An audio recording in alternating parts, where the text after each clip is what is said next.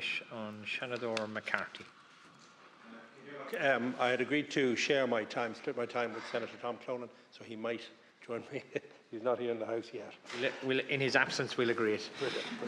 Thank you, Minister, for being with us here today. And as my colleague, Senator O'Loughlin, has said about Europe and to celebrate all things Europe, and that's what Europe Day is about. And it offers us an opportunity to reflect on the achievements of the European Union. And I know I'd like to highlight initiatives that I'm very familiar with, like the Erasmus programme, which enables students in particular from all over Europe to study and research across institutions in the EU.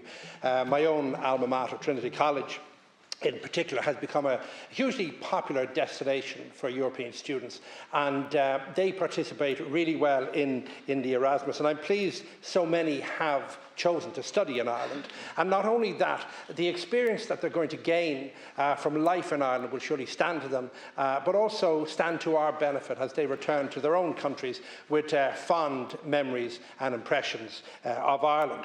But Europe Day also must prompt us to examine the bigger picture. When Robert Schuman in May of 1950 had his grand proposal, which laid the foundations for what became the European Union as we know it.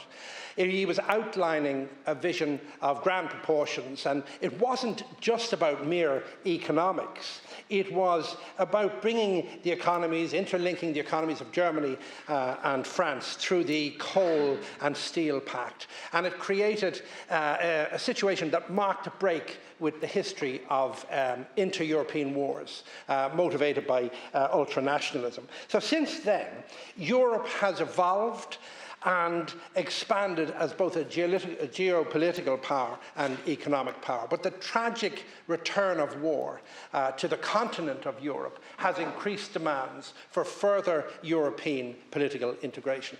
And so it logically follows that this would lead to a greater militarisation of Europe. And we've seen a turn away from the grand pronouncements of the likes of Schuman in the past. And instead, in recent years and months, we're seeing a new focus on deal-making, crude bargaining between countries, and a revealing moment is even in the news today, where we have the brutally frank demand by President Trump to Ukraine. In order to give US support, they must have access to its mineral resources. So it sort of shows a move away from the international liberal order. And so if that's the case, well, then Ireland must face these realities also, even if we don't like them.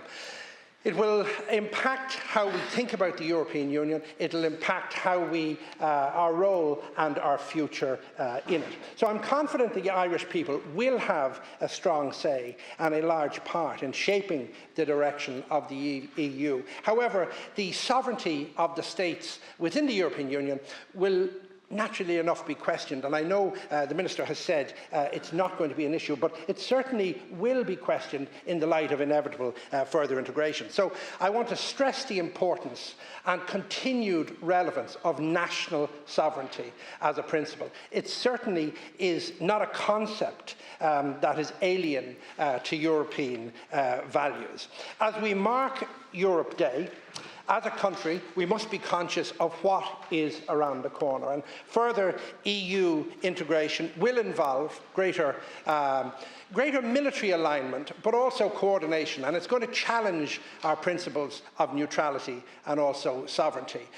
Most Irish people wish to preserve these policies, which are cornerstones of our identity as a state. And our neutrality and our independence have served us well and have allowed us to be an honest broker on the international stage. So, Minister, I'd love to see a greater conversation in political life, in both houses, about our national direction and how we will meet the challenges of this changing Europe. It's important to consider how best to maintain our sovereignty and our neutrality, which aren't just abstract concepts or mundane policies, but they are principles which generations of Irish men and Irish women have struggled to fight for. Go raibh, míle maith agat, Ciallaigh.